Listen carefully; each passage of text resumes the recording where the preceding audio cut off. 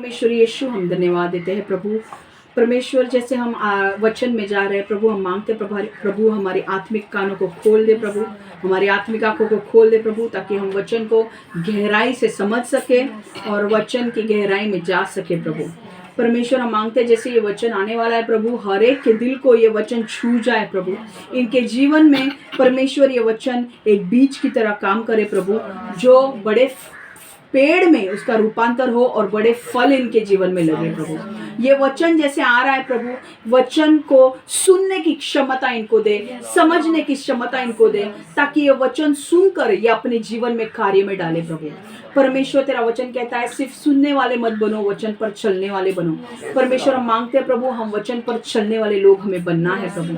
हम मांगते हैं जैसे ये वचन आ रहा है प्रभु, हमारे मनों को तैयार कर, हमारे हृदय को तैयार कर, कि ये वचन को हम अंदर लेंगे और हमारे जीवन को हम इस वचन के द्वारा बदलेंगे प्रभु परमेश्वर। मैं मांगती हूँ प्रभु, हर एक व्यक्ति जो इस वचन को सुनने वाला है परमेश्वर, उसे आशीषित कर, उसके घर में आशीष आने दे, उसे ये वचन से आशीषित कर, उसे सामर्थ्य से भर, ताकत से भर, और परमेश्वर उसे बुद्धि ज्ञान से भर प्रभु। पवित्र शास्त्र बुद्धि ज्ञान से भरा हुआ है परमेश्वर। ये वचन के द्वारा उनके आत्मिक आंखों को खोल दे प्रभु, ताकि वो सही तरीके से ये वचन को समझ सके और अपने जीवन में लागू कर सके प्रभु। यीशु के नाम से हम मांगते हैं, आमेन आमेन आमेन, हालेलुया। आज का जो वचन है वो प्रलोभन के ऊपर है, हालेलुया। आज बहुत सारे लोग प्रलोभन का सामना करते हैं, टेम्पटेशंस का सामना करते हैं, आकर्षण का सामना करते हैं, राइट। पर बहुत कम लोग हैं जो जानते हैं कि उस प्रलोभन का मात कैसे करें। बहुत सारे लोगों को परीक्षा उनके जब सामने आती है, प्रलोभन उनके सामने आता है, तब वो डगमगा जाते हैं, वो गिर जाते हैं। पर बहुत कम लोग हैं जो जानते हैं कि प्रलोभन के ऊपर मात कैसे करें, टेम्पटेशन के ऊपर मात कैसे करें। ओके, तो आज का जो मेरा शीर्षक है, टाइटल है, वो है टेम्पटेशन, प्रलोभन। ओके, अब आज जो हम सीखने वाले हैं वो क्या है, वो हम ये सीखने वाले हैं कि प्रलोभन क्या है। ओके, आकर्षण क्या है, प्रलोभन क्या है, कहाँ से ये आता है, ओके, कौन से इसके स्तोत्र है, कहाँ से ये आता है, कितने प्रकार के प्रलोभन होते हैं और हम प्रलोभन को मात कैसे कर सकते हैं।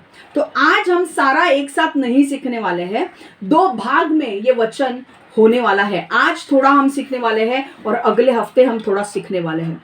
पर मेरा विश्वास है आज का जो वचन है ये आपको बहुत मदद करने वाला है आपके मसीह जीवन को जीने के लिए और मसीह जीवन को पवित्र रखने के लिए। हालेलुया। क्या आप तैयार हैं? हालेलुया। आइए हम शुरू करें वचन को। अब प्रलोभन क्या है? प्रलोभन क्या है? प्रलोभन का मतलब क्या है? लुभाने की क्रिया या विशेष रूप से बुराई के लिए लुभाने की अवस्था। अगर कोई हमें लुभा रहा है, अपनी ओर खींच रहा है, पर वो क्रिया बुरा करने के लिए है, तो उसे प्रलोभन कहते हैं। वापस सुनो, वापस दूसरा डेफिनेशन में दे रही हूं लुभाने के लिए। बुरा, गलत या मूर्खता करने की तीव्र इच्छा जो तात्काल आनंद देती है, उसे प्रलोभन कहते हैं। हमारे अंदर एक इच्छा होती है, और जब वो इच्छा होती है, जब कई इच्छा होते हैं जो अच्छा करने की इच्छा होती है, कई इच्छा ऐसे होती है जो बुरा करने की इच्छा होती है। हमें ध्यान रखना है, जब हमें बुरा करने की इच्छा होती है, बुरा करने की इच्छा, गलत करने की इच्छा, मूर्ख भरी चीजें करने की इच्छा होती है, जो हमें तात्काल आनंद देती है कि भाई ये करने की वजह से हमें जल्दी आनंद मिलेगा, पर वो मूर्ख चीजें हैं, बुरी चीजें हैं, गलत चीजें हैं, उन चीजों को प्रलोभन कहते हैं। ऐसी चीजें, ऐसी इच्छाएं हमें खींचती है। ओके, वो इच्छा जो हमें बुरा करने के लिए खींचती है, उसे कहते हैं प्रलोभन। सबको पता चल गया? Hallelujah. What is temptation? Something that causes a strong urge or desire to have or do something, and especially something that is bad, wrong or unwise. You got my point? The act of tempting or the state of being tempted, especially to evil. Okay? बुरा। अब हम आगे जाएंगे। आज मैं थोड़ा वचन धीरे धीरे लेने वाली हूँ क्योंकि हमें भागना नहीं है, हमें समझना है। ओके, अब प्रलोभन क्या है हमने समझा है। बाइबल में बहुत सारे लोग थे जो प्रलोभन से गुजरे। कई लोगों ने प्रलोभन का सामना अच्छी तरीके से किया, कई लोग उसमें फंस गए, कई लोगों ने हार मान ली प्रलोभन के सामने। आज हम सीखने वाले हैं प्रलोभन कहाँ से आता है, प्रलोभन का स्तोत्र क्या है। What is the source of temptation. Temptation जब प्रलोभन आता है तो कहाँ से आता है। प्रलोभन सबको पता है कि हर कोई व्यक्ति जो आज दुनिया में पृथ्वी पर है, ऐसा कोई व्यक्ति नहीं है जिसकी जिंदगी में प्रलोभन नहीं आया है। पर वो कहाँ से आता है हमें जानना जरूरी है, क्योंकि अगर जब हम जान जाएंगे कि प्रलोभन कहाँ से आता है, हमें उस प्रलोभन का सामना अच्छी तरह से हम कर पाएंगे। 3 चीजें हैं जहां से प्रलोभन आता है। टेम्पटेशन, पहला संसार, ठीक है। दूसरा है हमारा मानवीय स्वभाव की, हमारे मानव स्वभाव की इच्छाएं और वासनाएं। किसी का ये ऑन है, प्लीज म्यूट कीजिए। हमारे मानव स्वभाव की इच्छाएं और वासनाएं। संध्याताई बंद कराते, हाँ ते बंदच करते ना कसं ठीक है। पहला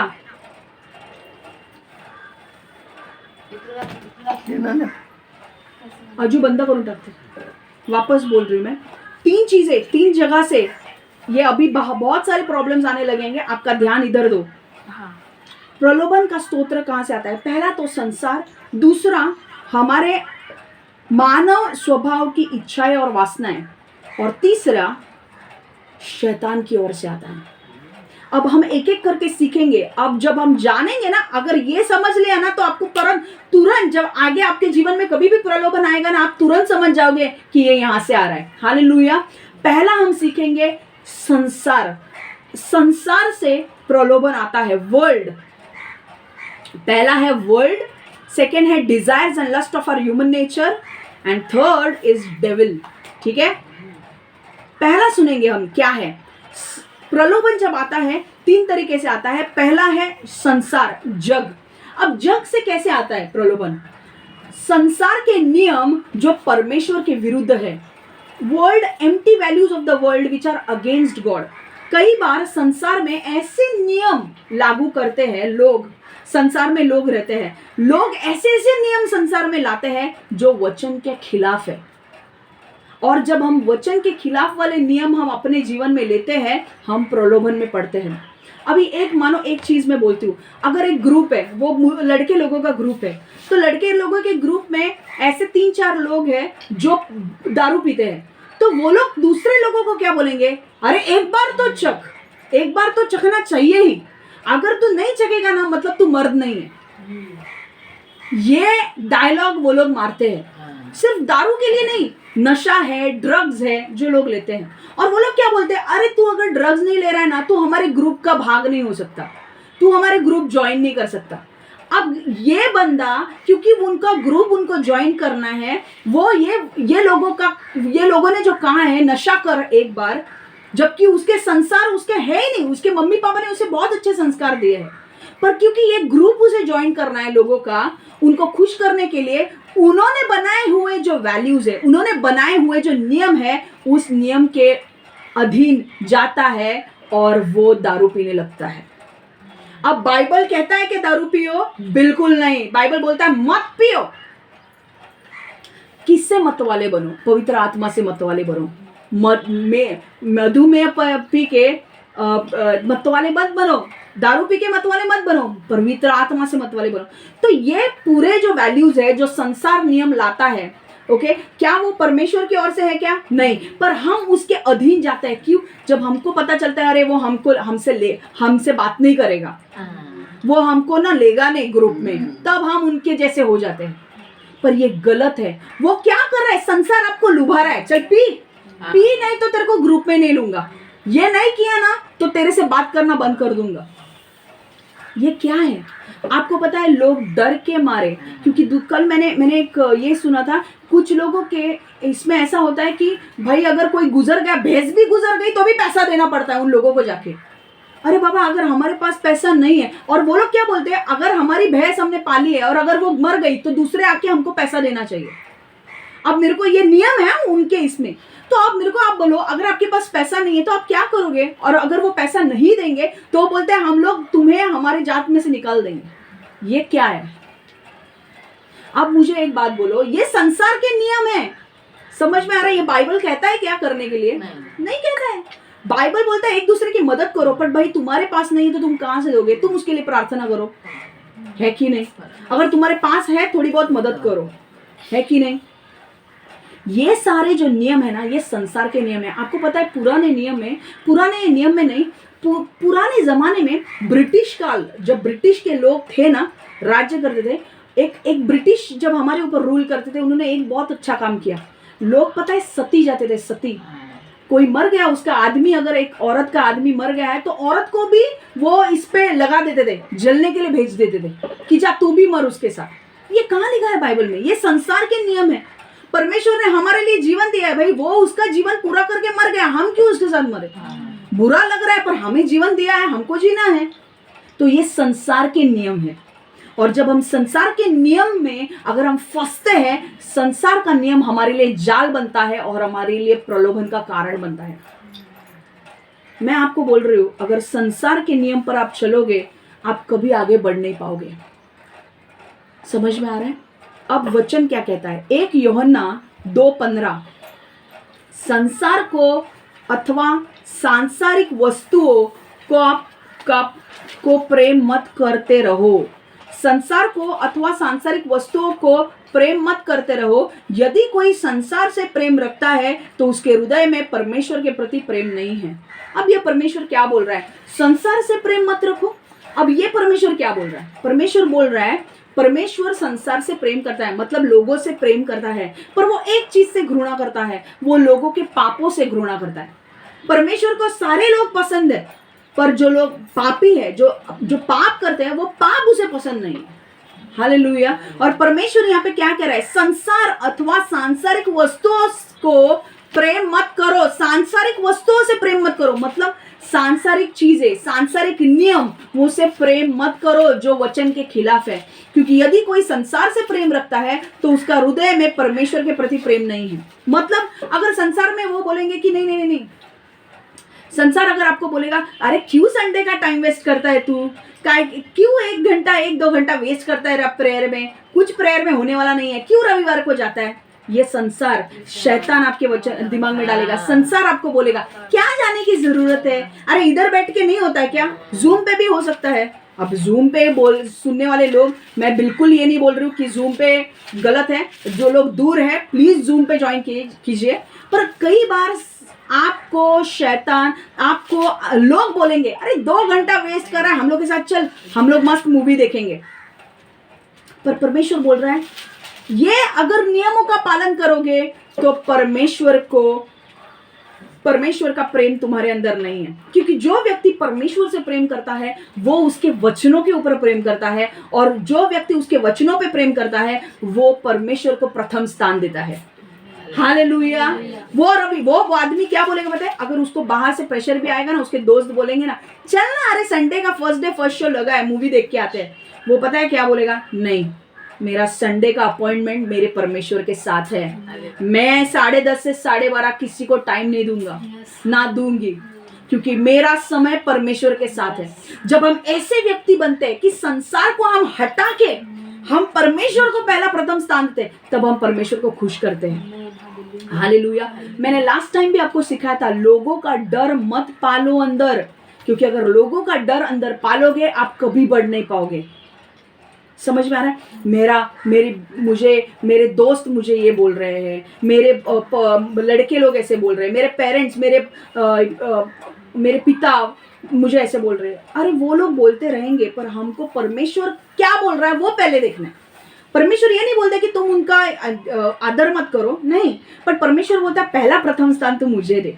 हालेलुया। क्योंकि जब पहला प्रथम स्थान अगर हम परमेश्वर को देंगे, परमेश्वर हमारे सारे फैमिली को जोड़ के रखेगा, सारी से फैमिली जोड़ के रहेगी, सारे फैमिली में उत्तर आएगा। क्योंकि आप सीधा चल रहे हो, परमेश्वर को प्रथम स्थान दे रहे हो, परमेश्वर आपके फैमिली में, आपके परिवार में उद्धार लाएगा। हालेलुया। पर शैतान क्या करता है, अच्छा पहला टोटका मैं लगाता हूँ संसार के द्वारा, मैं ऐसे इसको मित्र दूंगा, ऐसे दोस्त दूंगा जो इसको भटकाएंगे। अगर हम वो समझ गए उसकी ट्रिक कि शैतान की चाल क्या है समझो, पौलुस कहता है शैतान के चालों को समझो, तो ये चाल अगर हम समझ गए हम प्रलोभन में नहीं फंसेंगे। ए बाबा, मुझे लोगों को खुश नहीं करना है, मुझे मेरे परमेश्वर को खुश करना है। संसार बोलेगा दारू पी, वचन क्या बोल रहा है, वचन में लिखा है नहीं ना, मैं नहीं करूंगा।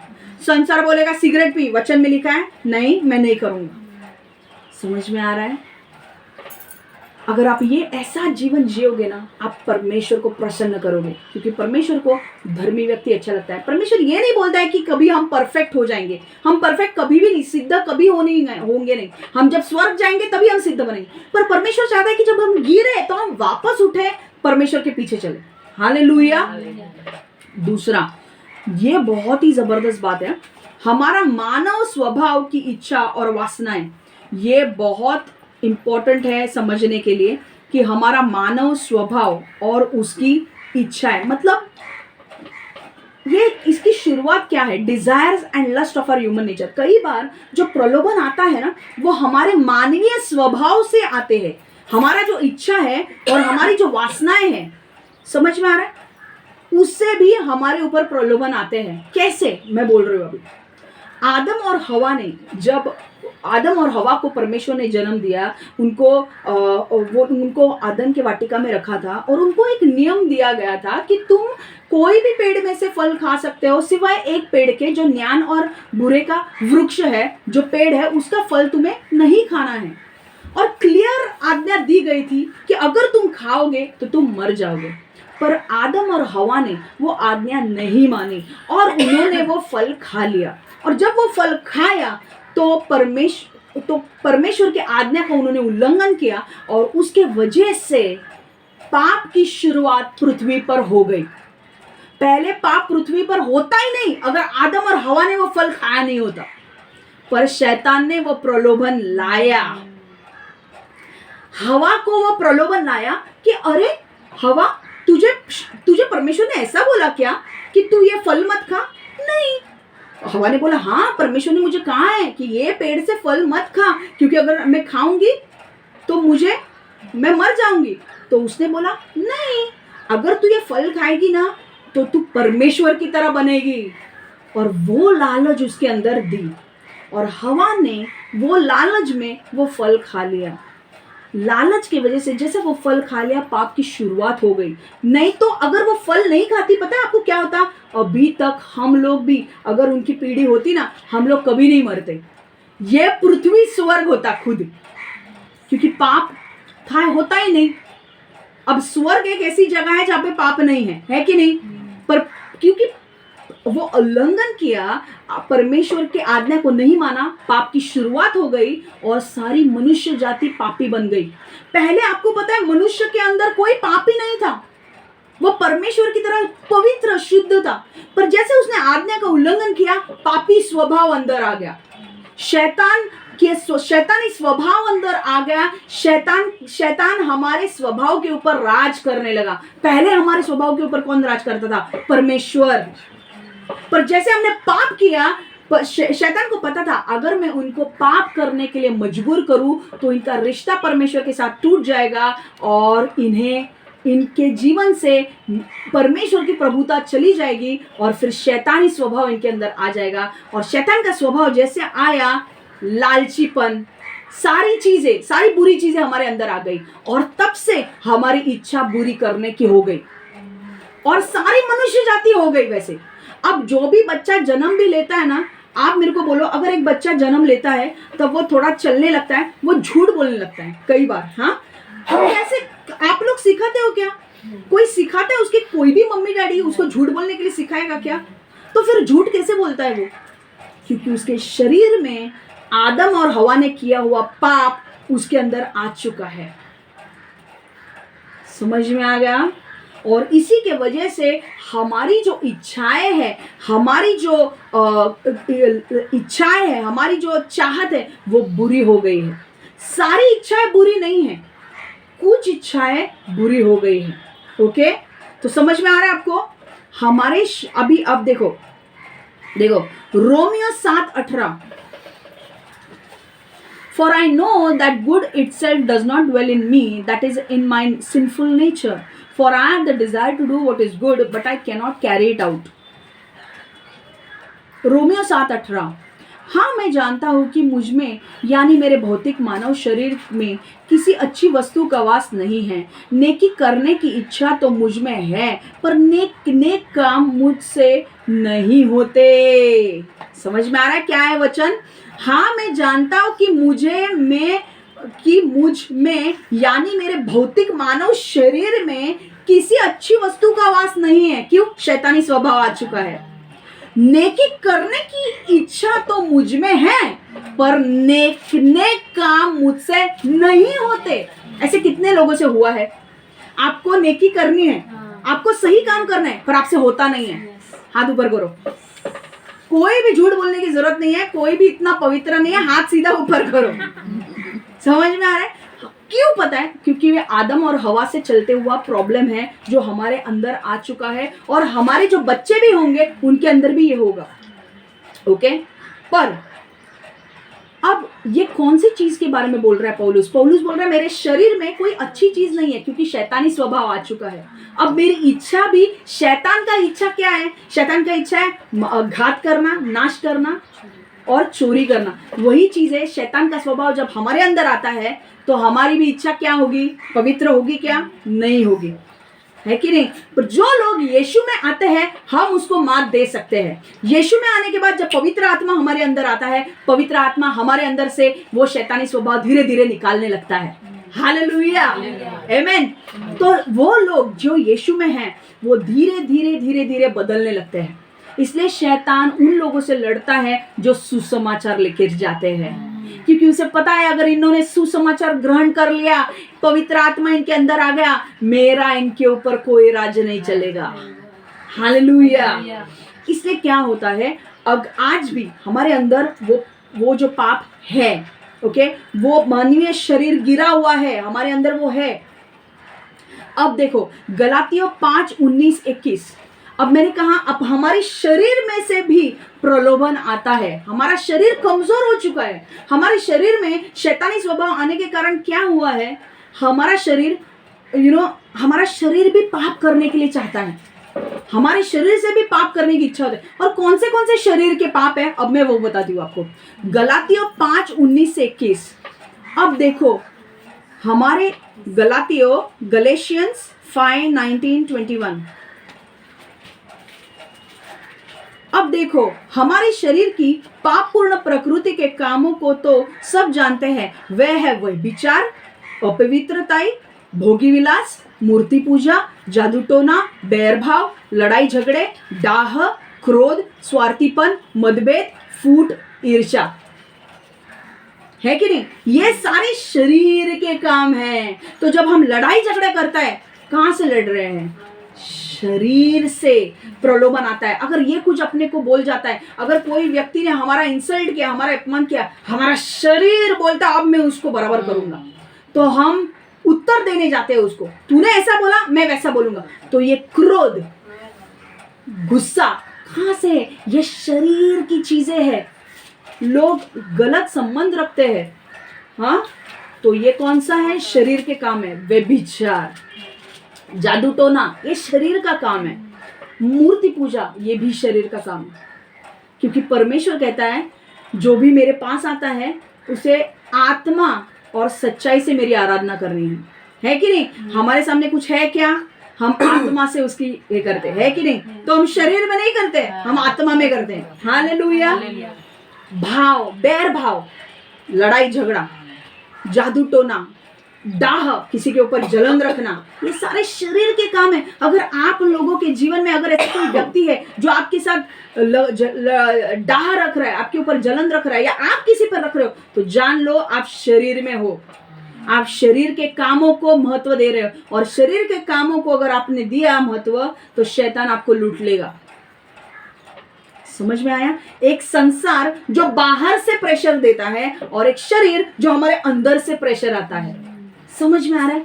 अगर हमको बोला, अरे आज अगर हमने घर पे हमारे ऐसे लोग हैं जिन्होंने अभी तक विश्वास नहीं किया है और हम उनको बोलते हैं कि हम रविवार को हमें जाना है चर्च, हमें उपस्थिति में बैठना है, तो वो लोग के अंदर एक क्रोध आता है, हैं तेरे को जाना ही है क्या, हमारे खाने का कौन देखेगा, हमारे ये का कौन देखेगा। ये क्या है, शरीर, और उसके शरीर का इस्तेमाल करके शैतान का इस्तेमाल करता है वो शारीरिक चीजों का, और वो आपको यहाँ पे आने नहीं देता है। समझ में आ रहा है। दूसरा मैंने क्या बोला, पहला तो संसार के नियम जो बाहर से आएंगे आपके ऊपर प्रेशर। अंदरूनी प्रेशर कहां से आएगा, आपके अंदर से, आपका शरीर की इच्छाएं और वासनाएं।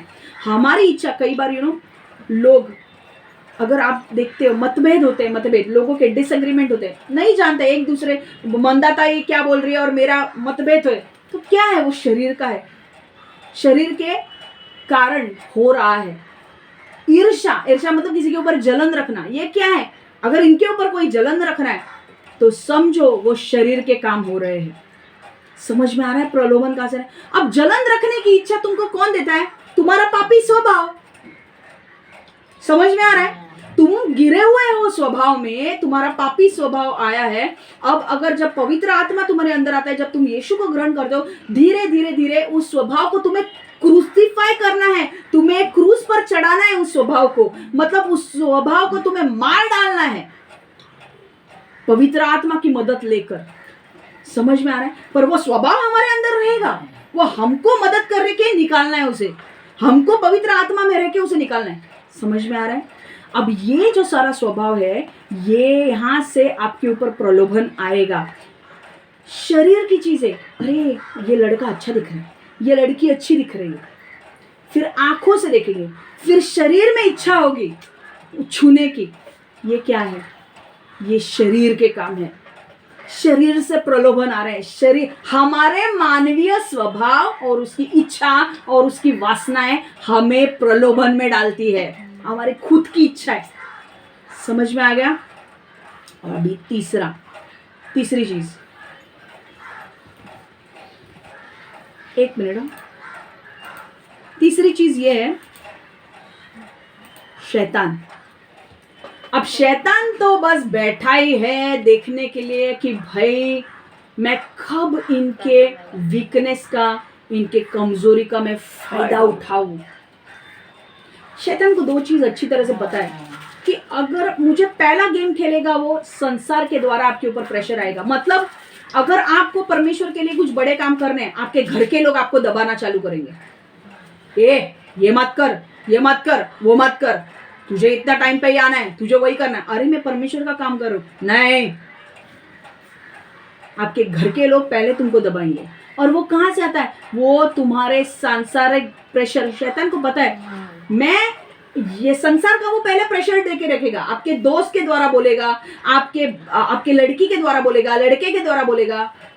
हाँ, अगर तू ऐसा मत कर, तू ऐसा मत कर, वो प्रेशर। अगर आप उस प्रेशर को लेंगे नहीं ना, वो देखेगा दूसरी आपकी शारीरिक चीजों का इस्तेमाल करेगा कि कैसे गिरता है। अगर किसी की कमजोरी है लड़की, तो उस लड़की को वो लेकर आएगा, उस व्यक्ति के जीवन में बहुत सारी लड़कियां लाएगा ताकि वो उसे गिरा सके। हमेशा ध्यान में रखना, शैतान उसी चीजों के ऊपर हमला करेगा आपके ऊपर जिसमें आपकी कमजोरी है। अगर आपको लड़की देखकर, अगर एक लड़के को लड़की देखकर अगर प्रॉब्लम नहीं होता, तो उसके सामने वो लड़की नहीं लाएगा। अगर उसका वीकनेस है दारू पीना, उसके सामने ऐसे लोग लाएगा जो 4 लोग दारू पीने वाले होंगे। ये चलना, पैसा है अपने पास, इसके अड्डे पे चलते हैं। तो तुम अगर कमजोर हो, अगर तुम में ताकत नहीं है लड़ाई करने की, तुम उसके साथ जाके बैठोगे दारू पीने के लिए। अगर ड्रग्स करने वाले लोग हैं, आपको पता है ड्रग्स भी, तो बहुत सारे लोगों को आपने देखा है, कई बार रेलवे स्टेशन के कोने में बैठकर, किधर ब्रिज के नीचे बैठकर वो लोग ड्रग्स लेते हैं। अरे एक बार लेके देख, वो ड्रग्स जब वो लेगा, वो नशे में जाएगा, और वो जब नशे में जाता है उसे कोई टेंशन नहीं होता है, इसलिए वो दूसरे और 4 लोगों को बोलता है, अरे तू भी करके देख, मजा आएगा। क्या हो रहा है, प्रलोभन में डाल रहा है। और शैतान वही चीजों आपके ऊपर प्रलोभन के लिए लाएगा जहां पर आपकी कमजोरी है। समझ में आ रहा है? आपकी कमजोरी अगर पैसा है ना, तो आपको पैसों के बारे में ही वो टॉर्चर करेगा। अगर आपकी कमजोरी डर है, आपको डर दे के सताएगा। इसलिए परमेश्वर कहता है अपने कमजोरी के ऊपर मात करना सीखो, तभी तुम आगे बढ़ पाओगे। वरना अगर आपने मात नहीं की ना, तो पता है आपको क्या होगा? वही चीज बार बार आकर आपको सताएगी और आपका जीवन बर्बाद कर देगी। पता है शैतान को एक ही चीज चाहिए कि लोग पाप में गिरे, और उसके लिए वो प्रलोभन लाता है। और वो दो चीजें देखता है, एक तो बाहर से प्रेशर लाएगा, अगर वो नहीं होता है, खुद इनके शरीर का कमजोरी क्या है वो देखेगा। पहला इनके दोस्त चेक करेगा, इनके दोस्त कौन है, मैं इनके दोस्त के द्वारा बात करूंगा। अगर ये दोस्त के द्वारा प्रेशर नहीं झेलता है ना, अगर दोस्त बोलेंगे अरे क्या यीशु के पीछे चलता है, मत छोड़ दे यीशु को, अगर तुम यीशु का वो उनका सुन के अगर यीशु को छोड़ दिया, खत्म। क्योंकि उसे चाहिए, शैतान को सिर्फ एक ही चाहिए, यीशु से दूर जा, बस मेरा रास्ता क्लियर है। और अगर तुमने नहीं माना ना, अगर दोस्तों की बात नहीं मानी, तो उसने देखा अच्छा ऐसे नहीं मान रहा है ना बच्चों, अब मैं काम करता हूँ, इसके शरीर में कौन सी ऐसी कमजोरी है ये बता मुझे। तो वो आपके ऊपर, आपको पता है मॉनिटरिंग स्पिरिट्स होते हैं, मॉनिटरिंग स्पिरिट्स जो आपके ऊपर वॉच रखते हैं, दिन भर आप क्या करते हो।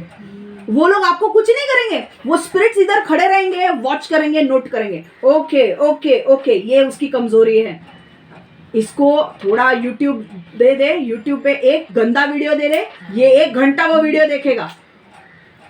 एंड वो लोग क्या करेंगे पता है, वो आत्माएं क्या करती है, वो नोट करके रखती है, ये इसकी कमजोरी है, अब मैं इसी कमजोरी का इस्तेमाल करके इसे पाप में डालूंगा। और अगर ये आपको पता है क्यों पाप में डालना चाहता है वो आपको, क्योंकि वो जानता है कि अगर आपने पाप किया तो आपके प्रार्थना में सामर्थ्य नहीं रहेगा, प्रार्थना में सामर्थ्य नहीं रहेगा तो उत्तर नहीं आएगा। दूसरा, पाप करोगे तो अभिषेक चला जाएगा, अभिषेक गया तो शैतान को आराम से आपके जीवन से खिलवाड़ कर सकता है। फिर तो आपके जीवन में कि कितनी सारी बीमारी आ सकती है, बहुत सारे बुरे क्षण आपके जीवन में आ सकते हैं, बहुत सारी चीजें जो घटनाएं होनी नहीं है वो होगी, क्योंकि आपको उत्तर नहीं मिल रहा है, क्योंकि आपके पास सामर्थ्य नहीं है, प्रार्थना ऊपर पहुंची नहीं रही है, उत्तर नहीं आ रहा है, अभिषेक नहीं है। शैतान बोलेगा ये खेल तो मेरा ही है। और पता है आपको क्या होगा अल्टीमेटली, वो व्यक्ति, क्योंकि परमेश्वर का उत्तर नहीं आ रहा है, और अगर वो विश्वासु नहीं होगा, वो डगमगा जाएगा, और डगमगा जाएगा और पीछे से यीशु से पीछे हट जाएगा, और उसका मकसद पूरी तरह से खत्म हो जाएगा। अगर आपको पता है, आप जितने लोग यहाँ पर बैठे हैं, हर एक का मकसद है।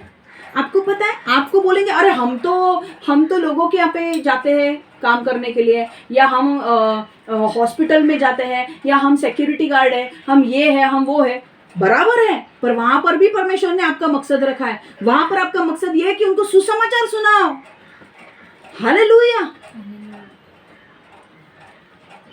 हर एक का मकसद है। ये आपको पता है, मैंने लास्ट टाइम भी आपको एक बोला था, छोटी सी गवाही में देना चाहती हूँ आपको। एक व्यक्ति था, उसने क्या बोला था, एक व्यक्ति स्वर्ग गया, और स्वर्ग में उसने यीशु को देखा, और यीशु एक व्यक्ति से बात कर रहा था, और उसके सिर पे एक ऐसा मुकुट था जिसमें बहुत सारे हीरे जड़े हुए थे। ये व्यक्ति बोलने लगा, भाई ये व्यक्ति ने तो जरूर बहुत सारे आत्मों को बचाया होगा, इसलिए उसके ऊपर इतना बड़ा ताज दिया है। उसने जाके यीशु से बात की, यीशु से पूछा, यीशु ये बता ये व्यक्ति कौन है, ये सबसे कुछ तो बड़ा व्यक्ति होगा। यीशु ने बोला, अरे तू नहीं जानता इसको? उसने बोला, मैं नहीं जानता। अरे ये तो तेरे गली के यहाँ पे एक ब्रिज पे रहता था, ये भिखारी है। तो उसने बोला, ये भिखारी है? तो यीशु ने बोला, ये भिखारी था, उसके जीवन काल में ये भिखारी बना, पर उसने यीशु को अपनाया। और उसने क्या किया, उसके बाजू में भी एक भिखारी रहता था, उसको बहुत ठंडी लगने लगी, तो उसने अपना ब्लैंकेट निकाल कर उस बाजे वाले को ब्लैंकेट दिया पहनने के लिए, ताकि उसे गर्मी लगे, और ये बेचारा मर गया। पर उसका काम क्या था पता है आपको? यीशु ने बोला, मैंने उसको एक ही काम दिया था जिंदगी में, क्योंकि वो बीमार था, मैंने उसको एक ही काम दिया था कि तेरे बाजू वाले का उद्धार कर। और वो काम उसने बहुत अच्छी तरीके से किया, इसलिए उसे ये मैंने मुकुट दिया है। हालेलुया। आपका मकसद है, आप जहां पर काम करते हैं उनको सुनाना आपका मकसद है। वो ग्रहण करे या ना करे वो दूसरी बात है, उनको यीशु के बारे में आपको बोलना जरूरी है। सिर्फ मेरा पति, मेरा घर, मेरी वाइफ, मेरे बच्चे, माझा मूल आणि माझं चूल ते नाही। यीशु बोला चूल चूल काय, मूल काय, बाकी काय नाही आहे का तुला? माझी कामं नहीं वाटतं है कि नहीं? क्या हम लोग सिर्फ इतना ही करने के लिए आए हैं क्या? मैं आपको बोलूं, अपने आप को प्लीज कम मत समझो। आपके अंदर बहुत टैलेंट है, आपको किसी ने बोला नहीं है आज तक, इसलिए आप ना अपने आप को कम समझते हो। आपके अंदर बहुत टैलेंट है, आप लोग बहुत कुछ परमेश्वर के लिए कर सकते हो।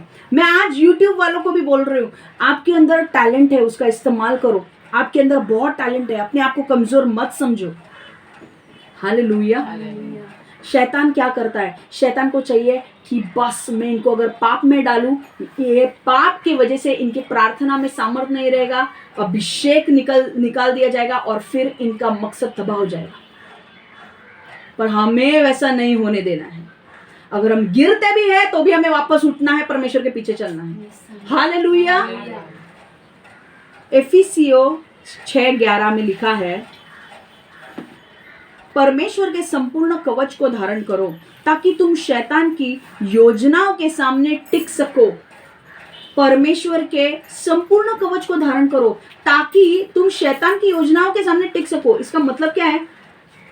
परमेश्वर बोल रहा है संपूर्ण कवच, उसके बारे में, कवच के बारे में हम अलग से सिखाएंगे कि क्या कवच परमेश्वर ने बोला है। धार्मिकता की झिलम, उद्धार का टोप, है कि नहीं? विश्वास की ढाल है ना?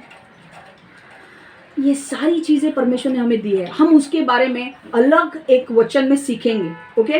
पर आज हमें जानना है कि ताकि तुम शैतान की योजनाओं का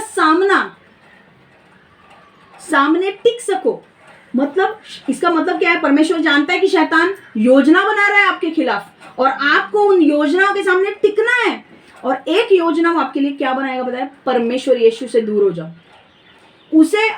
उसके लिए इजी टारगेट, आराम से आप निकल जा सकते हो उसके लिए, अगर आप यीशु से दूर हो जाओ। क्योंकि उसे पता है अगर इसके पास सामर्थ्य आता है यीशु के वजह से, अगर इसके पास मैं इसको यीशु से दूर कर दूं ना तो इसका सब दम ही चला जाएगा। और यीशु से दूर मतलब यीशु की उपस्थिति में मत आने दो। रविवार में आने के लिए भी आपको बहुत तकलीफ होती होगी, है कि नहीं? यहाँ पे आना इतनी आसान बात नहीं है कि नहीं? क्यों पता है? क्योंकि उसे पता है यहाँ पे परमेश्वर की उपस्थिति है, ये यहाँ पे आएगा, इसको ताकत मिलेगी सब कुछ झेलने की, और फिर ये पीछे नहीं हटेगा, ये परमेश्वर के लिए और काम करेगा। ये चाल को समझो। इसलिए यीशु के यहाँ पर आने के लिए भी अगर आपको तकलीफ आ रही है तो ऐसा मत बोलो अरे मेरे को बहुत तकलीफ आ रही है ना, अभी मैं आना ही बंद कर दूंगी। नहीं, तकलीफ आ रही है तो मैं और जल्दी निकलूंगी घर से ताकि मैं यहाँ पे टाइम पर पहुंच सकूं। हालेलुया। शैतान को भी बता दो यार तुम्हारे अंदर दम है। Amen. Okay, purpose of temptation. शैतान का मकसद क्या है? टेम्पटेशन, प्रलोभन क्यों आते हैं? एक ही मकसद है, सबसे बड़ा मकसद शैतान का जो है वो एक ही है, आपको पाप करने के लिए लुभाना। शैतान देखता है संसार की तरफ से मैं प्रलोभन डाल के देखता हूं, अगर कुछ होता है तो, अगर नहीं तो मैं इसके शरीर में कौन सी कमजोरी है वो देख के इसके अंदर प्रलोभन लाऊंगा। मतलब शरीर तो कमजोर है ही और मैं और प्रलोभन लाऊंगा, तो वो कैसे पाप करेगा? तीसरी चीज, शैतान खुद आपके साथ लड़ाई करेगा प्रलोभन डाल के, आपका वीक पॉइंट डाल के। अगर आपका प्रलोभन है, अगर आपको गुस्सा बहुत जल्दी आता है, वो ऐसे ऐसे लोगों के मुंह से ऐसी ऐसी बातें निकलवाएगा ना जिसकी वजह से आप बहुत गुस्सा हो जाओगे। तो प्रलोभन को अगर मात करना है, हम आने वाले वीडियो में सीखने वाले प्रलोभन के ऊपर मात कैसे करना है, ठीक है? ओके, पर प्रलोभन का मकसद समझा आपने? प्रलोभन का मकसद सिर्फ एक ही है, आपको पाप में गिराकर आपको परमेश्वर से दूर करे। समझ? आपकी प्रार्थना में सामर्थ्य नहीं रहना चाहिए, आपके पास अभिषेक नहीं होना चाहिए और आपके पास शांति नहीं होनी चाहिए। और जब आप पाप में पड़ोगे आपका अभिषेक चला जाएगा, आपकी प्रार्थना उत्तर नहीं देगी, और फिर जब आप पूरी तरह से बिखर जाओगे, टूट जाओगे, तब क्या होगा? तब शैतान क्या करेगा, आपको आपके मकसद से हटा देगा, समझा। और एक बार आपके मकसद से आप हट गए, उसके लिए तो पूरा मोकळं रान आहे त्याच्यासाठी, अभी मैं घूम सकता हूँ, ये तो मेरा ही है अड्डा, नहीं, समझा समझा। अब एक चीज, अब लोग बोलते हैं अगर परमेश्वर को पता है कि वो लड़की को देख के मेरे अंदर ऐसा होगा, प्रलोभन आएगा, तो वो लड़की को क्यों भेजता है वहां पे, है कि नहीं। कितने सारे लोगों को ये सवाल है, लड़की है या दारू है या जो भी है, कितने सारे लोगों को ये सवाल है। अगर मैं चल रहा हूँ, परमेश्वर को पता है कि मैं इसमें से गिरूंगा, तो ये मेरे सामने ये आदमी क्यों आता है जो मेरे को दारू के लिए बोलता है चल चल चल। परमेश्वर कभी भी प्रलोभन नहीं लाता, प्रलोभन लाने का काम सिर्फ शैतान करता है। प्रलोभन परमेश्वर कभी भी नहीं लाता। परमेश्वर परीक्षा लाएगा। परीक्षा मतलब क्या, वो अब परमेश्वर यहाँ पे बैठा है, ओके, अभी सपोज कीर्ति यहाँ पे है, अब वो यहाँ पे यीशु है यहाँ पे है, और मैं शैतान हूँ, और मुझे अज्जू को चाल में फंसाना है, तो मैं बोलूँगी ऐसे कि मैं ये व्यक्ति को अज्जू के सामने लाऊंगा ताकि वो दारू पीने के लिए तैयार हो जाए। और यीशु वहां पे बैठा है, वो ऐसे देखेगा और यीशु बोलेगा ठीक है कर कर, क्योंकि वो बिना परमेश्वर के परमिशन के बगैर वो कुछ नहीं कर सकता। यीशु उसे परमिशन दे देगा, ठीक है कर। यीशु ने नहीं बोला है, यीशु ने परमिशन दी है, क्यों, ताकि आपका चरित्र बाहर आ सके। जब आप प्रलोभन में फंसते हो तो आप यीशु को प्रसन्न करने की कोशिश करते हो या शैतान को प्रसन्न करने की कोशिश करते हो, वो दिखता है। हालेलुया।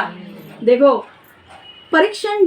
परीक्षण तब होता है जब परमेश्वर किसी के चरित्र को प्रकट करने के लिए उसके जीवन में घटनाओं को लाता है। देखो, कई बार परमेश्वर को भी अगर आपको परखना है तो वो कैसे परखेगा, वो शैतान को अलाउ करेगा वो चीजें आपके जीवन में करने के लिए। वो परमेश्वर नहीं डालेगा प्रलोभन, वो अलाउ करेगा शैतान को कि जा कर, पर वो परमेश्वर पीछे रहेगा, ताकि आप जब परीक्षा का सामना करते हो तो आप पास होते हो या फेल होते हो वो देखने के लिए, आपके चरित्र में क्या है वो देखने के लिए। समझ में आ रहा है? क्योंकि अगर आपने परीक्षा पास कर ली तो आने वाले दिनों में प्रमोशन जरूर है। हालेलुया। पर अगर आप फेल हो गए तो परीक्षा वापस आएगी। जब तक आप पास नहीं होते हो आप नए लेवल पे नहीं जाओगे। पहली पास किया तभी दूसरी में जाओगे, दूसरी पास किया तभी तीसरी में जाओगे। जब तक वो परीक्षा पास नहीं करते हो वो परीक्षा बार बार आती रहेगी। हालेलुया। पर जब आप क्रूस पे उस चीज को मार देते हो कि नहीं मेरे जीवन से ये चीज हटनी चाहिए, और क्रूस पर चढ़ा देते हो उस चीज को, तब वो कितने भी बार तुम्हारे सामने वो लाए तुमको फर्क ही नहीं पड़ेगा। वो क्रूस पर चढ़ाने तक तुमको थोड़ी तकलीफ होगी, पर एक बार जब वो इच्छा तुम्हारे अंदर से निकल गई, फिनिश। हालेलुया, आमेन। तो परमेश्वर का हम एक वचन देखेंगे, याकूब की पत्री 1:13, when tempted no one should say God is tempting me, for God cannot be tempted by evil nor does he tempt anyone। याकूब की पत्री 1:13, परीक्षा की घड़ी में किसी को यह नहीं कहना चाहिए कि परमेश्वर मेरी परीक्षा ले रहा है, क्योंकि बुरी बातों से परमेश्वर को कोई लेना देना नहीं है। वह किसी की परीक्षा नहीं लेता, मतलब वो प्रलोभन में किसी को नहीं डालता है। समझ में आ रहा है? परमेश्वर बोलता है जब तुम्हें परीक्षा होती है, तुम्हारी जो बुरी अंदर की जो इच्छा है ना, वो तुम्हें लेकर जाती है, वो तुम्हें खींचती है पाप करने के लिए। आमेन। अब किसी एक लड़का है और उसने लड़की को देखा, वो लड़की को देख के अगर उसे वीकनेस है, उसकी कमजोरी है, लड़की को देखकर वो पागल हो जाता है, तो शैतान उस लड़की को ही लाएगा और परमेश्वर उसे अलाउ करेगा देखने के लिए कि भाई ये यीशु तो करता है, पर कितने मेरे वचन पे चलता है। क्योंकि यीशु का वचन कहता है अगर तुम लड़की को एक गलत नजर से भी देखोगे तुमने व्यभिचार कर लिया। तो यीशु बोलेगा ये यीशु तो करता है, पर देखे तो जरा कितना यीशु के लिए प्यार करता है, क्या उसके वचनों पे चलता है। यीशु बोलेगा जा कर, शैतान लाएगा उस लड़की को, ये बोलेगा अरे वाह कितनी अच्छी है, और फिर वो गलत काम हो जाएगा। पर अगर उसने कहा नहीं, परमेश्वर कहता है, परमेश्वर का वचन अगर हमारे अंदर होगा, क्या बोलेगा? परमेश्वर बोलेगा नहीं, परमेश्वर कहता है तो लड़की को बुरी नजर से भी देखो तो हम व्यभिचार करेंगे, मैं उसको बुरी नजर से भी नहीं देखूंगा, तो हम परमेश्वर को प्रसन्न करेंगे। हालेलुया। तो क्या होना जरूरी है? वचन हमारे अंदर होना जरूरी है। पर हम आने वाले वीडियो में और अच्छी तरह सीखने वाले हैं कि हम प्रलोभन का सामना कैसे करें। आपको कुछ तो आज सीखने को मिल रहा है क्या? मिल रहा है? ओके। कि सब लोग बोर लग रहे हैं मेरे को। हाँ, सब लोग नींद प्लीज नींद। हाँ, आज नींद नहीं नहीं वेरी गुड। इधर उधर कुछ लोग नींद ले रहे भाई, मस्त डुलकी ले रहे हैं। देखो चलो, अभी 3 प्रकार के प्रलोभन है। अब 3 प्रकार के प्रलोभन है, ये बहुत जरूरी है। प्रलोभन 3 जगह से आते हैं, संसार, शरीर की अच्छाई और वासनाएं, और तीसरा शैतान की ओर से। पर अभी 3 प्रकार के प्रलोभन है, वो हमें समझना है। कौन सा प्रकार कौन से? जब आपके सामने प्रलोभन आएगा तो आपको समझेगा कि ये संसार की ओर से आ रहा है, शरीर की ओर से आ रहा है, या शैतान की ओर से आ रहा है। और दूसरी चीज, जब प्रलोभन आएगा, ये चीज जब आप समझोगे कि प्रलोभन 3 प्रकार के होते हैं, तो कौन से प्रकार का प्रलोभन आपके ऊपर अटैक कर रहा है वो भी आपको समझेगा। आइए हम अब सुनेंगे। ओके। 1 यूहन्ना 2:16, 1 यूहन्ना 2:16, 1 जॉन 2:16। मैं चाहती हूँ कि आप अपना अपना बाइबल खोलिए। 1 जॉन 2:16, 1 यूहन्ना 2:16। वह सब जो संसार में समाया हुआ है, शरीर की अभिलाषा, आंखों की लालसा तथा जीवन शैली का घमंड, पिता की ओर से नहीं परंतु संसार की ओर से है। समझ में आ रहा है? 3 प्रकार के याकूब क्या बताया, बोल रहा है, पता है? एक यूहन्ना में यूहन्ना यहाँ पे बता रहा है कि जो हमें प्रलोभन आते हैं वो 3 प्रकार के होते हैं। वो प्रलोभन पहले तो उसने बताया कि ये पिता की ओर से नहीं है परंतु संसार की ओर से है। ओके। संसार में सब कुछ आ गया, संसार में लोग है, शरीर है, शैतान है, ठीक है। अब वो प्रलोभन, अब उसने एक चीज क्या बोली, देखो, प्रलोभन को 3 जगह बोला है। देखो, वह सब जो संसार में समाया हुआ है, शरीर की अभिलाषा, आंखों की लालसा तथा जीवन शैली का घमंड, पिता की ओर से नहीं परंतु संसार की ओर से है। 2 चीजें यहाँ पे समझनी है। एक तो प्रलोभन परमेश्वर की ओर से नहीं है, संसार की ओर से है। दूसरी चीज, प्रलोभन के 3 प्रकार है। हम 3 प्रकारों को समझने वाले हैं आज। शरीर की अभिलाषा, lust of flesh, lust of eyes, आंखों की लालसा, और प्राइड ऑफ लाइफ, जीवन शैली का घमंड। अब ये क्या है मैं एक एक करके बताने वाली हूँ आपको, ठीक है? रेडी है सब कुछ? ओके, सब लोग ready? Very good. Lust of flesh, शरीर की अभिलाषा क्या है? The lust of flesh is everything that appeals to carnal and physical appetite. शरीर की अभिलाषा वह सब कुछ है जो शारीरिक और जिस्मानी भूख को आकर्षित करती है। ओके। शरीर की अभिलाषा में 2 तरीके की भूख होती है। शरीर को 2 तरीके की भूख होती है। एक तो भूख खाने पीने की होती है, और दूसरी जिस्मानी भूख, मतलब यौन संबंध, सेक्स, है कि नहीं? अब समझना ये जरूरी है कि लोगों को भूख लगती है। ओके, शारीरिक और जिस्मानी भूख, ठीक है। अब ये समझना है कि लोगों को जब भूख लगती है तब उनको पानी चाहिए, खाना चाहिए, है कि नहीं? जब वो पानी और खाना मिलेंगे तो भी ये तंदुरुस्त रह पाएंगे। और अगर एक पति पत्नी है तो उनके बीच में शारीरिक संबंध होने जरूरी है कि नहीं? तो ये कोई वैध है क्या? ये कोई गलत है क्या इच्छा? ये गलत है इच्छा? अगर मैं बोलती हूँ पानी चाहिए, खाना चाहिए, तो गलत है इच्छा? अगर मेरी शादी हो चुकी है और मैं मेरे हस्बैंड को बोल रही हूँ मुझे चाहिए शारीरिक संबंध, तो मैं क्या गलत बोल रही हूँ? अब उदाहरण के लिए भोजन, पेय और यौन पूर्ति की आवश्यकता, ये सारी अच्छी, उचित या जायज मांग है। शैतान अंदरूनी उचित इच्छाओं का इस्तेमाल करके अनुचित शारीरिक और जिस्मानी इच्छाओं को जन्म देता है। शैतान क्या देखता है? ये इच्छा बराबर है, खाना पीना जरूरी है, पर शैतान तुम्हारी अंदरूनी इच्छा जो है ना, उनको बदल कर, उनका इस्तेमाल करके अनुचित, जो गलत शारीरिक और जिस्मानी इच्छा है, उनको जन्म देने की कोशिश करता है। फॉर एग्जाम्पल, अगर एक व्यक्ति है, अगर वो व्यक्ति खाना खाता है रोज की 3 रोटी और थोड़ा चावल, ओके, 2 रोटी और थोड़ा चावल खाता है, ठीक है। अब ये व्यक्ति रोज 2 रोटी और चावल खा रहा है, हमको कोई प्रॉब्लम नहीं है।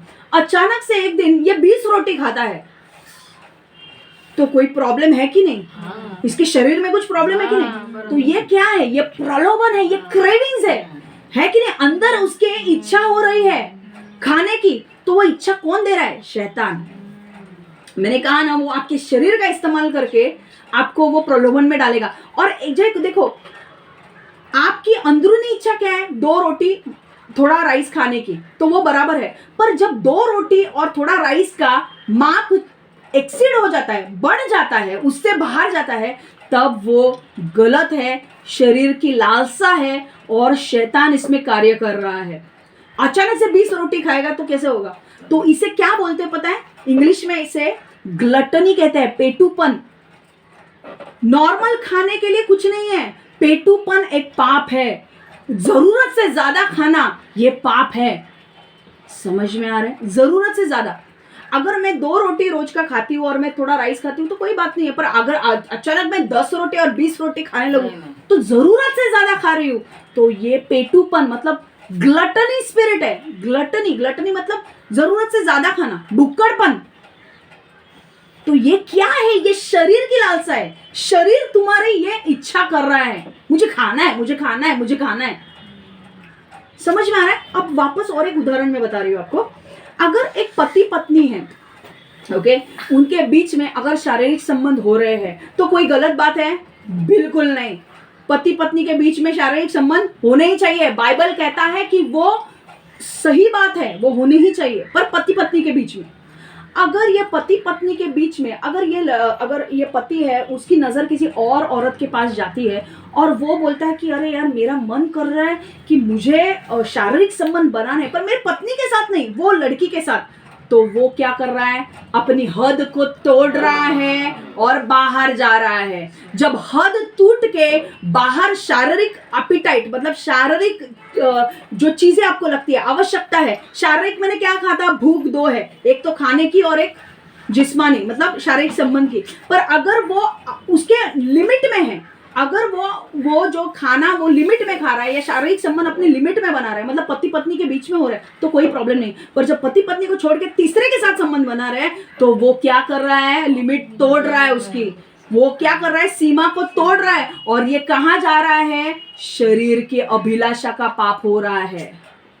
शरीर का लालच, शरीर की इच्छा, अभिलाषा मतलब इच्छा, शरीर के अभिलाषा का पाप हो रहा है। 3 पाप है, शरीर की अभिलाषा, आंखों की अभिलाषा और जीवन का घमंड। अब कौन सा पाप किस में आ रहा है मैं आपको बता रही हूँ। समझ में आ रहा है? ये शरीर का पाप हो रहा है, तो शरीर की अभिलाषा में ये पाप आ रहा है। अगर कोई व्यक्ति दारू पी रहा है, रोज अगर 1 पैग लगा रहा है, अगर उसकी पहले से आदत है, अगर वो एकदम से 10 बोतल पीने लगा, शरीर का लालसा में जा रहा है, वो शरीर की अभिलाषा में वो जा रहा है, ये पाप हो रहा है उसके साथ। गलत औरत को देखकर, अपने पत्नी को छोड़कर, अपने पति को छोड़कर अगर दूसरे मर्द को देख रही है, तो वो शरीर की अभिलाषा में पाप जा रहा है। समझ में आ रहा है? Whenever desires cross its boundary or limits, it becomes lust of flesh. जब हमारी इच्छाएं सीमा को पार कर जाती है, जो सीमा परमेश्वर ने वचन के द्वारा सेट की है, उस सीमा को पार कर जाती है, तब हम लस्ट मतलब अभिलाषा, शरीर की अभिलाषा में काम करने लगे हैं। समझ में आया आपको? इजी है ये? ठीक है। ओवर ईटिंग इज अ सिन ना, ज्यादा खाना भी पाप है। समझ में आ रहा है? अब एक उदाहरण में देना चाहती हूँ, शरीर की अभिलाषा कैसे होने लगी। मत्ती 4:3 में, तो इस परखने वाला उसके पास आया और बोला, यदि तू परमेश्वर का पुत्र है तो इन पत्थरों से कहो कि रोटियां बन जाए। यीशु 40 दिन के उपवास में गया था। सुबह मॉर्निंग इवनिंग फास्टिंग था उसका, सुबह रात और दिन वो फास्टिंग कर रहा था, कुछ नहीं खाया था, सिर्फ पानी पे था। और पानी पे था कि नहीं वो भी नहीं बोला है, पर फास्टिंग था पूरा दिन का, मॉर्निंग और इवनिंग। अब वो फास्टिंग करने के बाद शैतान उसे परखने के लिए आया। जब उसका 40 दिन का उपवास खत्म हो गया तो शैतान उसे परखने के लिए आया। और शैतान ने क्या बोला? शैतान ने क्या देखा? यीशु भूखा है ना, मैं उसके यही कमजोरी का फायदा उठाकर उसके ऊपर अटैक करूंगा। उसने क्या बोला?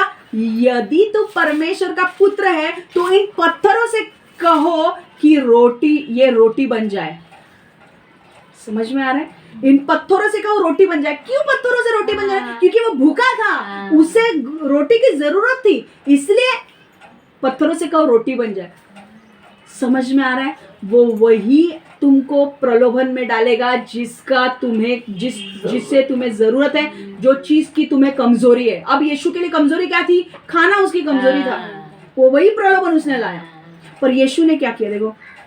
देखो अब ये ठीक है, मैं इसी बात पे छोड़ रही हूँ। आगे नहीं आने वाले वीडियो में यीशु उसे कैसे मात देता है हम देखेंगे, आज नहीं देखेंगे हम। सिर्फ मुझे 3 प्रकार ले लेने हैं। पर यीशु ने शरीर का प्रलोभन सुन के यीशु ने हार नहीं मानी। यीशु ने नहीं बोला दे रोटी खाता हूँ, नहीं, यीशु ने वचन के द्वारा उसे उत्तर दिया। अब वो ये जो चीज है हम अगले हफ्ते देखने वाले हैं। पर समझ में आ रहा है आपको? शरीर की लालसा, मैंने क्या कहा? शरीर की भूख, खाना और शारीरिक। अभी उसको पता था यीशु शारीरिक तो जिस्मानी तो कर ही नहीं सकता है, तो शारीरिक भूख ही लाता हूँ, है कि नहीं? दूसरी चीज आंखों की लालसा, लस्ट ऑफ आईज। ये बात समझना बहुत जरूरी है, ध्यान में रखो ये बात। अभी lust of eye is everything that appeals to the eye's insatiable demand. आंखों की वासना वह सब कुछ है जो आंखों की लालची मांगों को आकर्षित करती है। आंखों की लालची मांगों को आकर्षित करती है। अभी हमारी आंखें सब कुछ देखती है कि नहीं? अब कुछ चीजें बहुत हम देखते हैं, अच्छा भी लगता है हमको, है कि नहीं? कुछ चीजें बुरी होती है। अब देखो, अगर मेरी एक दोस्त है, उसने एक अच्छी गाड़ी ली, ओके, और उसने एक अच्छा घर लिया, और उसने मुझे बुलाया कि शमा तू आ और मेरी गाड़ी को देख। और मैं गई उसकी गाड़ी को देखने के लिए। मेरे आंखों से मैंने वो गाड़ी को देखा। मैंने कहा वाह क्या गाड़ी है, वाह क्या घर है। और मेरे अंदर ये इच्छा हुई कि मुझे भी ऐसी, मेरे पास भी एक ऐसी गाड़ी होना चाहिए। हाँ, मेरे पास भी एक ऐसा ही घर होना चाहिए। क्या इसमें बुरी बात है? क्या मेरी आंखों ने कुछ पाप किया है? नहीं। बट ये लस्ट ऑफ आइज, ये आंखों की लालसा, इससे पार कर जाती है। ये क्या करती है? जो सीमा है उसको तोड़कर बाहर जाती है। कैसे? अगर मेरे अंदर वो गाड़ी को देखकर और वो घर को देखकर ऐसा हो गया कि मुझे उसी की गाड़ी चाहिए और मुझे उसी का घर चाहिए और वो मैं कैसे भी लूट के ले लूंगी, तो ये गलत है कि नहीं? और पाप शुरुआत कहां से हुआ? आंखों से। आंखों से वो गाड़ी देखी। अब गाड़ी देखने के वजह से मेरे दिमाग में ऐसा खतरनाक ये होने लगा, आंखों के वजह से वो चीजें मेरे अंदर। आंख ना दरवाजा है, आपकी आंख एंट्रेंस है। अगर मैं ये दरवाजा खोलूंगी तो ही कोई अंदर आ जाएगा। अगर मेरी आंख अच्छी चीजों को देखती है तो अच्छी चीजें मेरे अंदर आएंगी। अगर मेरी आंख बुरी चीजें देखती है तो बुरी चीजें मेरे अंदर आएंगी। अगर आपकी आंखें पोर्नोग्राफी वीडियो देखती है, गंदे अश्लील वीडियो देखती है, तो दिन रात आप वही सोचते रहोगे। समझ में आ रहा है? अगर मैंने मेरे फ्रेंड को बोला, अरे भाई गाड़ी अच्छी है, घर भी अच्छा है, God bless you, take care, thank you, हाँ, और परमेश्वर तुझे आशीषित करे, तो कोई बात नहीं। पर मैंने अगर उसकी गाड़ी और घर को देखकर मैंने ऐसा बोला, अरे मुझे यही गाड़ी चाहिए और मैं कैसे भी करके वो घर और गाड़ी हड़प कर दूं, तो ये गलत है कि नहीं? लालसा कहां से शुरू हो गई? आंखों से शुरू होगी और फिर वो शरीर तक जाएगी। मैंने कहा आंख दरवाजा है, आंख खोलोगे लालसा अंदर आएगी, बेडरूम तक जाएगी और वो शरीर में जाएगी। फिर शरीर बेडरूम समझो, समझ में आ रहा है? और फिर शरीर चाहेगा, शरीर की भूख जिस्मानी और शारीरिक है कि नहीं? तो मुझे चाहिए। अभी हम एक ये देखेंगे, देखो कोविचियसनेस, मैं इंग्लिश में बता रही हूँ, कोविचियसनेस मैं हिंदी में भी बता रही हूँ। कोविचियसनेस मतलब लालच। कोविचियसनेस का अर्थ है yearn to possess something, especially something belonging to another। मतलब किसी की चीज को लेना, स्पेशली जो चीज किसी दूसरे की है उसे हड़प कर लेना, उसे बोलते हैं कोविचियसनेस, उसे बोलते हैं लालचीपन। अगर अजू की कोई चीज है और मैं उसको गलत तरीके से हड़प करने की कोशिश की, तो ये गलत है कि नहीं? अभी एक वचन मैं आपको बता रही हूं, दाऊद, सबको पता है दाऊद बाइबल में। अब दाऊद ने राजा था इजराइल का, और उस टाइम पे ऐसा होता था कि दाऊद जाता था और लड़ाई करने के लिए। पर एक वक्त आया दाऊद ने लड़ाई के लिए नहीं गया। दाऊद लड़ाई के लिए नहीं गया और दाऊद ने बोला मैं यहीं पे रुकने वाला हूँ। और उसने वो छत पर गया, टहल रहा था, और उसने अचानक से देखा कि मेरे सामने एक लड़की है, वो नहा रही है। उसकी आंखें उस लड़की के ऊपर गई और उसने चाहा कि वो लड़की उसके साथ उसने चाहा कि उसे वो लड़की के साथ शारीरिक संबंध बनाने हैं। उस औरत का नाम था बत्शेबा। उस औरत को उसने अपने पास लाया, उसके साथ उसने शारीरिक संबंध बनाए, और पता है उसके द्वारा उसे एक बच्चा भी हुआ। पर गलत काम कहाँ से शुरुआत हुई? आंखों से। आंखों से उसने देखा कि वो नहा रही है। अगर उसने आंखें हटा दी होती तो ये पाप होता। पर उसने आंखें लगा कर रखी। तो क्या हुआ? डोरवे, मैंने बोला दरवाजा खोल दिया। अब वो दरवाजा खोल के वो गंदी चीज बेडरूम तक आ गई है। पहले हॉल में थी, अब वो गंदी चीज बेडरूम में आ गई। बेडरूम मतलब शरीर में आ गई। अब क्या है? शरीर की वासना। शरीर की वासना मतलब क्या? शरीर, जिस्मानी जरूरत अभी उसको चाहिए था। उसने गलत चीजें की। ये क्या हुआ? लस्ट ऑफ आईज मतलब आंखों की लालसा। समझ में आ रहा है? मैं आज मेरा वचन यहीं पे समाप्त कर रही हूँ ताकि नेक्स्ट वीक हम आगे का ले सके। ओके, एक ही वचन लेकर मैं समाप्त कर रही हूँ। मत्ती 4:8-9। फिर शैतान यीशु के एक बहुत ऊंचे पहाड़ पर ले गया और उसे संसार की सभी राज्य को उनका वैभव दिखाया। शैतान ने तब उससे कहा, ये सभी वस्तु मैं तुझे दे दूंगा यदि तू मेरे आगे झुके और मेरी उपासना करे। अब शैतान ने दूसरा प्रहार किया यीशु को बोला, तुझे मंदिर में लेकर गया, मंदिर के चोटी पर, और यीशु को बोला कि ये सारी जो राज्य है ना, मैं तुझे दे दूंगा। क्यों प्रचार कर रहा है? क्यों क्रूस पर जा रहा है? मैं तुझे ऐसे ही दे दूंगा। क्यों प्रचार कर रहा है? तू सिर्फ मेरे सामने झुक, मैं तुझे दे दूंगा। कौन सी लालसा काम कर रही थी? आंखों की चमक, चकाचौंध दिखाई उसने। देख, चकाचौंध देखा ना? जग में सब तेरे हुजूर सलाम ठोकेंगे तुझे, तेरे सामने झुकेंगे। यीशु, सिर्फ तू मेरे सामने झुक, शैतान ने कहा। पर यीशु उसके सामने नहीं झुका। ये और क्या बोल रहा था? यदि तू उसका पुत्र है तो। यदि तू क्यों बोलने की जरूरत है? अगर मेरे को कोई बोलता है कि तू ये इनकी बेटी है क्या, तो मैं डाउट करूंगी क्या? मैं उनकी बेटी हूँ। तो यदि तू क्यों बोल रहा है? तू पागल ही है ना? हम लोग डाउट करें, जो पागल है कोई डाउट करेगा। यीशु को पता है वो पिता का है। यदि तू पुत्र है, मैं पुत्र हुई, यदि क्या? और तेरे को प्रूव करने की जरूरत नहीं है, और तेरे सामने झुकूंगा भी नहीं मैं कभी। हालेलुया। तो आंखों की लालसा काम कर रही थी। कितने लोगों ने आज कुछ सीखा है? बताओ मुझे। सीखा है आपने कुछ? God bless you. हम प्रेयर करके मैं आपको छोड़ने वाली हूँ। आके नेक्स्ट वीक का वचन बहुत ही महत्वपूर्ण है। तीसरा, हम जीवितों का घमंड के बारे में समझने वाले हैं, और सुनने वाले हैं कि जब हम प्रलोभन में गिरते हैं तो उसके दुष्परिणाम क्या है, वो हम सीखने वाले हैं। और तीसरी चीज, प्रलोभन के ऊपर मात कैसे करें। तो आपको सभी को आना है नेक्स्ट वीक, है?